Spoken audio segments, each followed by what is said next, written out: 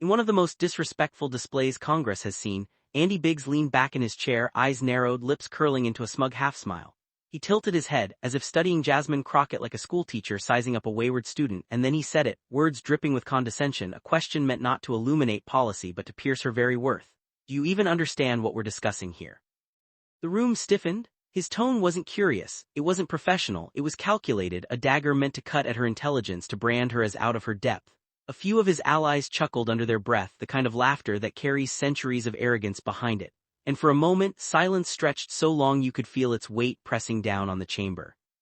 Crockett did not flinch, she didn't blink, didn't shuffle her papers nervously, didn't glance around for support.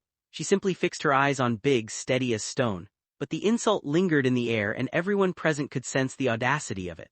The question wasn't just about a bill or a policy, it was about who belonged, who was smart enough, who was worthy to stand in the halls of power. Viewers watching the footage later would replay that moment over and over. The smirk on Biggs' face, the condescending tone, the way he leaned in with performative bravado. To his supporters it was a bold strike. To everyone else it was a slap in the face of dignity, a move so reckless it was begging for a response. And a response was coming. The chamber seemed to lean forward as Crockett opened her mouth to speak, but she stopped. She let the silence hang just a second longer. That pause, measured, deliberate, was more powerful than 100 shouted rebuttals. You could almost see Biggs grow restless, expecting her to stumble, to defend, to fumble. He didn't yet realize she was preparing the line that would end him.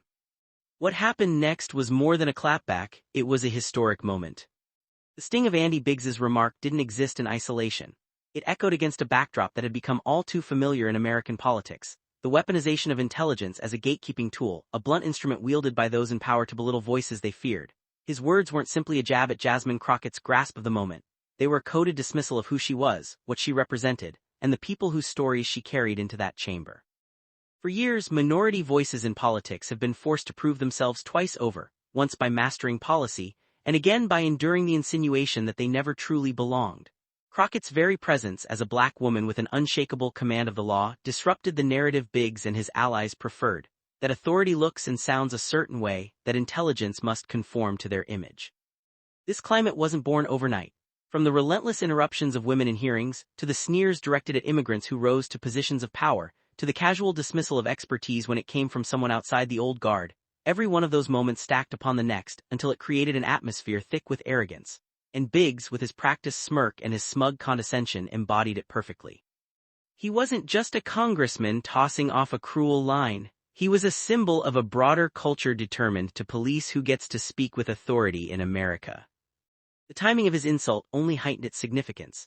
The nation was already raw from months of cultural clashes and debates over whose voices should matter. Universities, workplaces, even family gatherings had become battlegrounds where questions of who's qualified and who belongs were asked in cruel, mocking tones. To hear it play out in Congress, directed at someone who had already fought tooth and nail to be in the room, crystallized a deeper truth. This wasn't just about policy. It was about power. And yet, for every sneer and every attempted silencing, there was also a groundswell of resistance.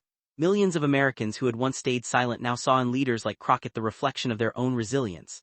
The more the establishment tried to diminish her, the more they revealed their fear of what she represented. A future where intellect is measured not by pedigree or arrogance, but by clarity, courage, and connection to the people. That's what made this exchange electric. It wasn't simply a question of whether Crockett could handle a rude remark. It was whether she would seize the moment to redefine the battlefield, to show the nation that intelligence is not a performance of superiority but the quiet, devastating power of truth. Viewers sensed it. As clips began to circulate in real time, messages poured into feeds. She's about to end him. Watch closely, this is history. The anticipation grew because everyone understood what was at stake. Would Crockett shrink beneath the weight of centuries-old arrogance, or would she rise with a response so sharp it could puncture the illusion Biggs had built around himself? This wasn't just about two lawmakers, it was about who gets to define intelligence in America. And as Biggs leaned into his insult, the tension in the room skyrocketed. To understand why Andy Biggs's words landed with such venom, you have to know the man behind them. Biggs has long been cast as the embodiment of a certain political archetype, loud in arrogance, dismissive in tone, and confident that his position of power insulates him from consequence. Time and again he has played the role of the provocateur, lacing his rhetoric with scorn, his posture with superiority, and his record with contradictions that would sink a less audacious figure. His rise to prominence came not through the quiet mastery of policy but through spectacle. He cultivated a brand around being the voice unafraid to say what others won't, which too often translated into insulting opponents, mocking expertise, or undermining basic decorum. For Biggs, the chamber floor wasn't a forum for ideas, it was a stage. And on that stage he relished casting himself as the intellectual heavyweight, brushing off those who dared to challenge him as if they were nuisances beneath his notice. The pattern was clear. In hearing after hearing, he leaned on derision rather than debate. When a fellow lawmaker presented data that clashed with his agenda, he scoffed at their confusion. When experts testified before committees, he waved off their analysis as theoretical nonsense. And when women, particularly women of color, held their ground against his interruptions, his tone sharpened, his patience evaporated, and the sneer appeared, that trademark expression of condescension that so many Americans had come to associate with his name. Biggs's contradictions only deepened the resentment toward him. He positioned himself as a champion of constitutional principles, yet his rhetoric often undermined the very democratic ideals he claimed to defend. He railed against government overreach, only to demand sweeping authority when it suited his cause. He framed himself as a protector of tradition, yet bent rules of decorum when convenient. To critics, it wasn't just hypocrisy, it was theater masquerading as conviction. And in that theater, belittling his opponents became his favorite script. He carried this arrogance into every confrontation, convinced that sharpness of tongue was a substitute for sharpness of mind. And for a time, it worked. The chamber often rewarded volume over vision, snide dismissals over sincere argument. Biggs became comfortable in that environment, emboldened by applause from his echo chamber and shielded from the full force of accountability. Each time he sneered, each time he condescended, and each time his opponent faltered or let the insult slide, he grew more certain that his method was invincible. So when Jasmine Crockett sat across from him, he saw not a formidable opponent but an easy mark. In his eyes, here was a freshman lawmaker, young, black, female, and unapologetically outspoken. To him that meant vulnerability. He believed he could brand her as unprepared, out of her depth, undeserving of the seat she held. His smirk, his choice of words, his entire demeanor in that fateful moment reflected that calculation. This would be another performance, another scene where he cast himself as the intellectual giant towering over the pretender. What he didn't account for was the depth of Crockett's preparation, the steadiness of her resolve, and the sharpness of her mind. He didn't see the years of courtroom battles where she honed her ability to cut through arrogance with precision. He didn't recognize that his insult, meant to rattle her, only reinforced the very narrative she had spent her career dismantling. That women like her are constantly underestimated, constantly tested, and constantly forced to prove their intelligence in ways men like him never are. Biggs underestimated not just Crockett but the millions of Americans who saw themselves in her. He misjudged the hunger of a nation tired of arrogance being mistaken for authority. And he failed to realize that his favorite weapon, mocking the intelligence of others, was about to backfire spectacularly. For Andy Biggs, this was supposed to be routine. A few smug words, a self-satisfied smirk, and a young lawmaker put in her place. But what unfolded instead was the moment his arrogance collided head-on with unshakable dignity. But Andy Biggs had no idea that his easy target was the wrong woman to challenge. To grasp the magnitude of Jasmine Crockett's moment, you first have to understand the road she traveled to get here, a journey forged not in comfort or entitlement, but in grit, perseverance, and an unwavering belief that dignity matters more than arrogance. Unlike Andy Biggs, whose privilege insulated him, Crockett's story was carved through the grinding work of proving herself at every turn. Born and raised in St. Louis, Missouri, Crockett knew early on what it meant to be underestimated. She grew up watching the disparities in her community, the way opportunity seemed to be rationed, the way voices were too often ignored. These early experiences didn't diminish her. They ignited her. She became determined not only to make her way into the halls of power but to carry those silenced voices with her. Law school was her proving ground. While others may have coasted, Crockett built a reputation for being relentless in her studies, unafraid to challenge professors and unwilling to let complexity deter her. She absorbed the law not as abstract theory but as a tool, a weapon to be wielded in the fight for fairness. In courtrooms across Texas where she later practiced, that weapon became her signature. Whether defending protesters, fighting for civil rights, or standing up to entrenched interests, she developed a style both sharp and composed.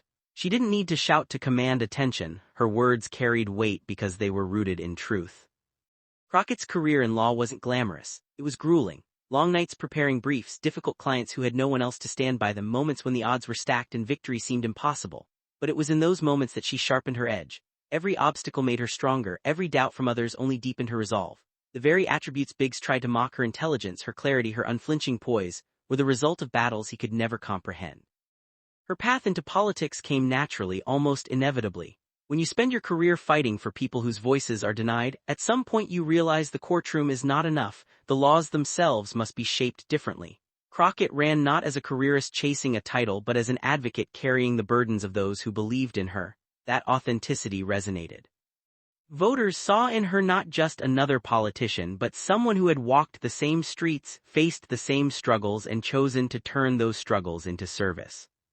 By the time she arrived in Congress, Crockett had already weathered storms that would have broken others. She had faced derision in the legal world, endured dismissals rooted in race and gender, and had been told countless times she was too inexperienced or too emotional to lead. Each time she answered not with rage but with results. She built her reputation on preparation so thorough that colleagues quickly learned, underestimate Jasmine Crockett at your own peril. It was this history that made Biggs's insult so loaded. To him, it was just another condescending question tossed like bait. To her, it was the echo of a lifetime of dismissals, the same tired tactic meant to keep women like her in the margins. But where others might have bristled or stumbled, Crockett had learned to turn those moments into fuel. She carried not only her own dignity into that chamber but the dignity of every person who had been told they weren't smart enough, polished enough, or worthy enough to stand tall. And this is where the contrast between the two figures becomes undeniable. On one side, Biggs, cushioned by power, inflated by arrogance, addicted to belittling others as a way of affirming himself. On the other, Crockett, sharpened by struggle, tempered by years of defending the voiceless, and rooted in a humility that comes only from knowing your purpose is bigger than yourself. Biggs wielded insults, Crockett wielded truth. Biggs depended on the performance of superiority, Crockett relied on the substance of intellect and service. The weight of this contrast is why her presence in Congress is more than symbolic, it is seismic. She represents a shift in what leadership looks like. No longer confined to the old guard of men who equated volume with authority, Crockett embodies a new standard, one where preparation, composure, and connection to the people stand taller than arrogance ever could. So when Biggs looked across the chamber and sneered, convinced that his words could reduce her, he wasn't just misjudging a colleague, he was misjudging a movement. Crockett had carried herself through trials far fiercer than a smirk in Congress. She had withstood doubt from every angle, and each time she had answered with strength. That is why in that silent pause after Biggs's insult the energy shifted.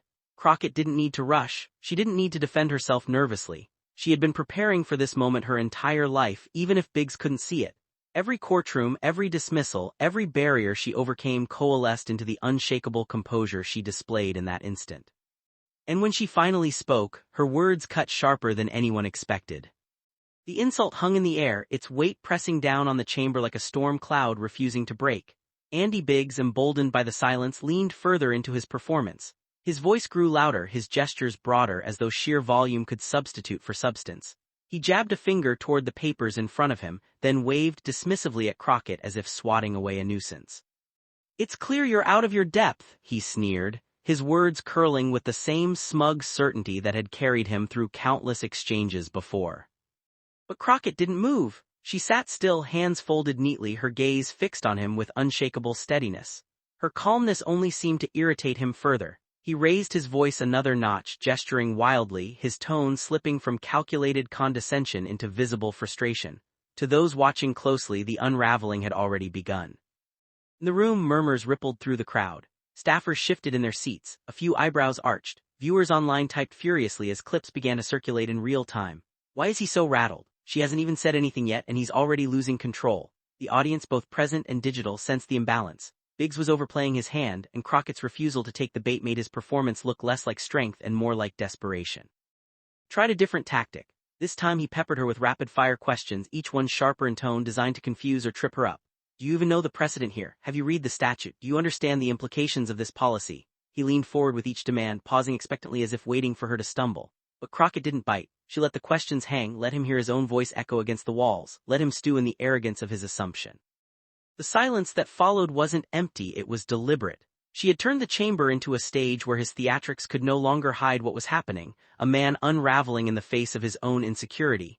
Every new insult, every raised voice, every dismissive wave of his hand only magnified the contrast between them. He looked unhinged, she looked immovable.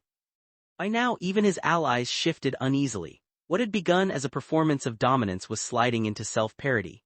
His smirk had given way to tightness around the mouth, his confident baritone cracking under the strain of his own repetition. And through it all, Crockett remained composed, her expression betraying neither anger nor fear. She knew precisely what she was doing. Online, the reactions multiplied. Tweets, TikToks, live comment threads all pulsed with the same anticipation. She's going to destroy him. Wait for it. He doesn't know who he's messing with. The collective tension swelled, not just in the room but across every screen where Americans tuned in to watch the drama unfold. The exchange had shifted from a clash of ideas to a test of endurance, a battle of composure versus chaos. Biggs threw everything he had: mockery, raised voice, dismissive gestures, but with each swing he only exposed more of his own weakness. Crockett, by saying nothing, had already begun to win. The chamber held its breath. Online viewers leaned forward. The anticipation was almost unbearable. Everyone knew the climax was coming, the moment when Crockett would finally open her mouth and deliver the words that would bring the entire exchange crashing down on Biggs's head. Then Crockett unleashed the one line that flipped the entire confrontation upside down. The pause was surgical, long enough for everyone in the chamber to feel it, long enough for the sting of Biggs's arrogance to linger, long enough for the world watching to lean forward in their seats waiting. Jasmine Crockett did not rush. She didn't flinch or fumble. She let Andy Biggs drown in the echo of his own words until even his supporters shifted uneasily, realizing that silence, her silence, was more powerful than all his noise combined. And then she spoke. Her voice was calm, steady, deliberate. She didn't raise it to match his. She didn't mirror his gesturing or his sneering. Instead, she chose precision. "Congressman Biggs," she began, her tone cool and unhurried, "I've spent my career not just studying the law but using it to defend people who have been dismissed, ignored, and written off, people you might call out of their depth." She leaned ever so slightly forward. "So, when you question whether I understand what's happening here, let me assure you, I understand it better than most. What I see is arrogance trying to masquerade as authority." The chamber froze. It was the verbal equivalent of a blade drawn cleanly, its edge flashing in the light. Biggs's smirk faltered, the practiced expression slipping for just a fraction of a second. Crockett, sensing the shift, pressed forward with surgical precision. "You ask if I understand," she continued, her voice sharpening like the tightening of a drum. "I understand exactly what this is. It's the oldest tactic in the book. When you can't win on facts, you attack character. When you can't match preparation, you pretend the other person isn't intelligent enough. But Congressman, I didn't come here to play games with egos. I came here to serve the American people. And the people don't care about your arrogance, they care about solutions."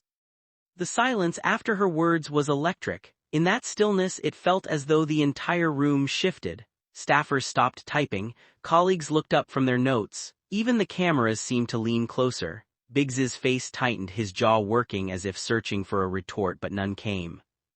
Then it happened, the ripple. First, a low murmur, then a few audible gasps. Those who had been half-distracted moments earlier were suddenly alert, their eyes wide.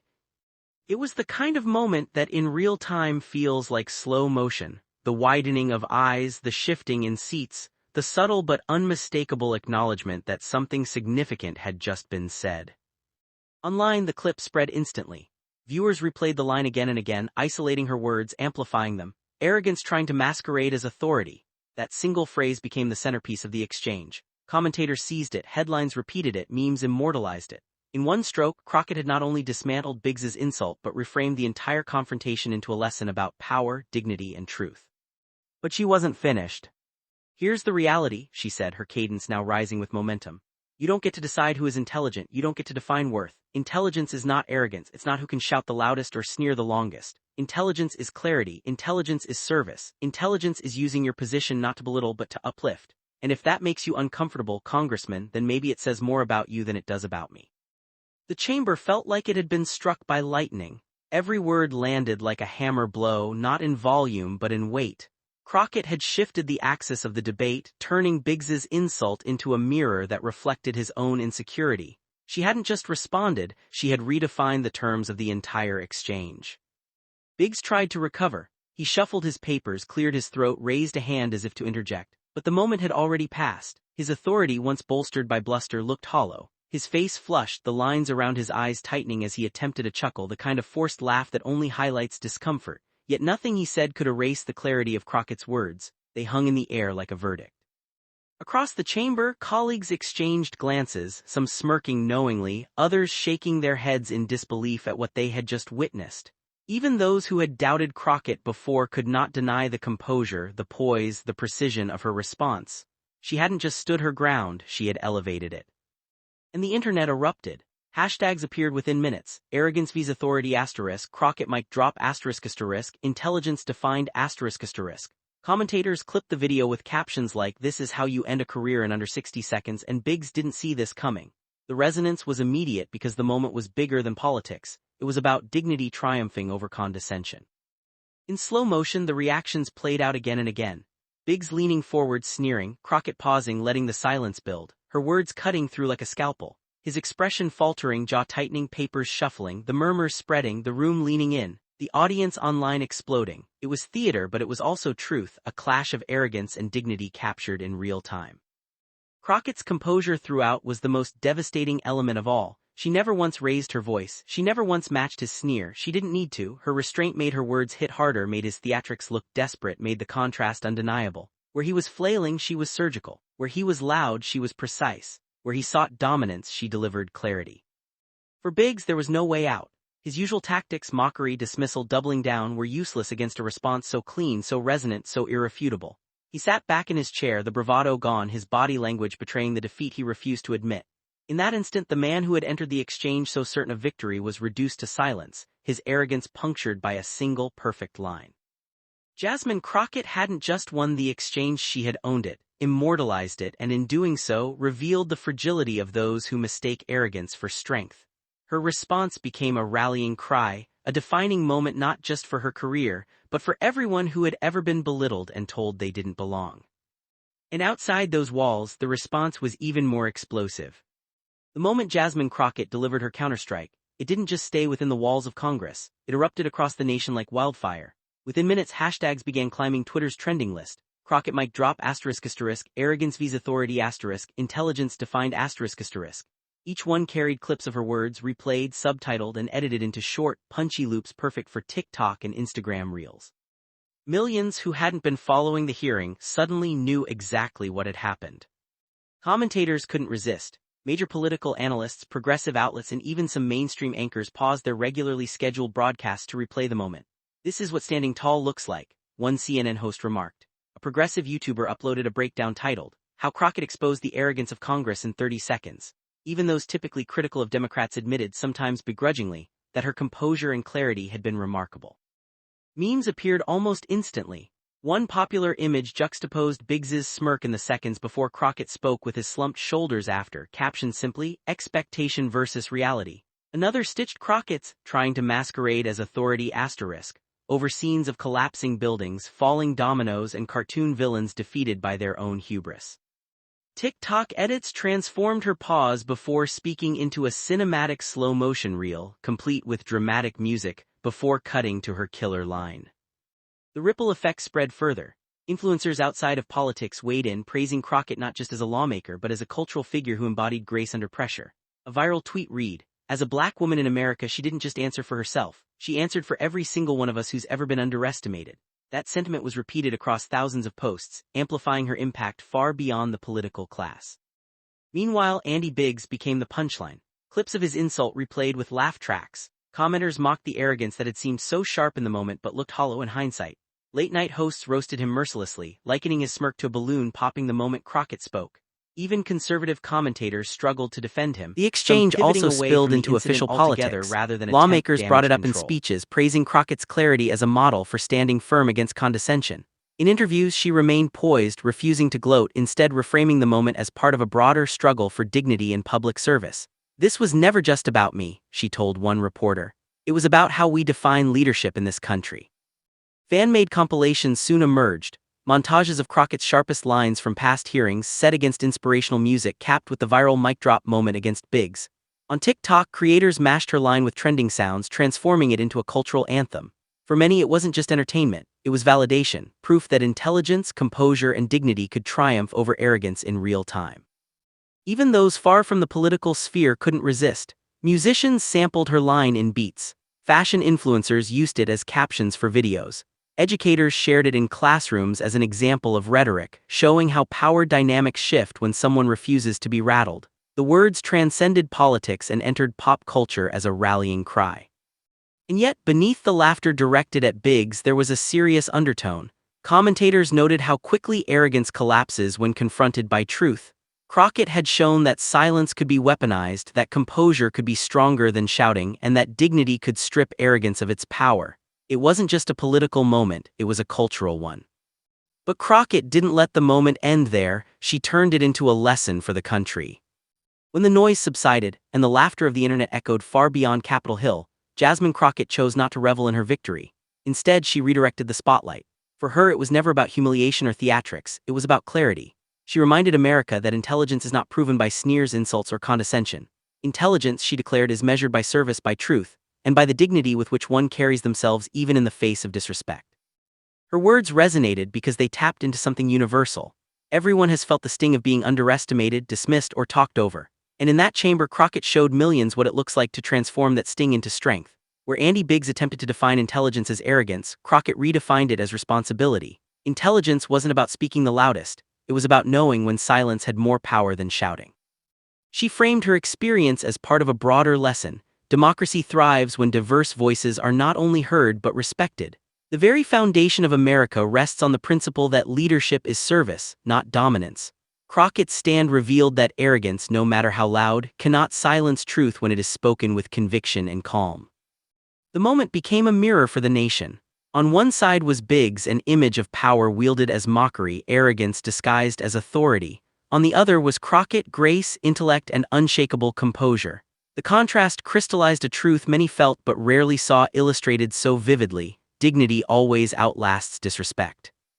As commentators replayed her words, as memes spread across timelines, the deeper message emerged. This was not just about a single insult or a single clapback. It was about reclaiming the narrative of intelligence itself. Crockett reminded America that intellect is not weaponized against the vulnerable, it is used to uplift, to serve, to expand the promise of democracy. Her victory in that moment was a victory for anyone who has ever been told they don't belong, who has been underestimated simply for being who they are. And in the days that followed, as the story echoed, she distilled her triumph into a simple truth that cut through the noise. Every time arrogance tries to disguise itself as authority, dignity will always expose it. That line didn't just close a chapter, it opened a movement. It was repeated on stages, in classrooms, in living rooms where families watched the clip together. It became a refrain of resilience. Crockett's message transformed a clash of egos into a lesson about the endurance of character in the face of contempt. Because every time the powerful try to diminish dignity, they only reveal their own weakness. Andy Biggs thought he could challenge Jasmine Crockett's intelligence. He walked into that chamber with a smirk, armed with arrogance and condescension. But in the end, it took only one line, delivered with composure, precision, and undeniable truth, for Crockett to dismantle his performance completely. That was the moment he was destroyed, not by rage or insult, but by the calm force of intellect and dignity. What we witnessed wasn't just a clash between two lawmakers, it was a revelation. It proved that arrogance, no matter how loud, always crumbles before truth. It showed that when someone tries to belittle you, the greatest answer isn't meeting them at their level but rising above it with clarity and strength. Crockett embodied that lesson in real time, and millions felt the impact. Now the question is, what do we do with it? This can't just be another viral clip that fades away, it has to mean something bigger. If you believe voices like Jasmine Crockett's must never be silenced, share this story. Spread it to your friends, your family, your networks, because every share amplifies dignity over disrespect, intelligence over arrogance, democracy over division. And if you're ready to be part of a community that refuses to let arrogance win, subscribe and join us. This isn't just about watching political drama unfold, it's about standing together to ensure truth always has the last word.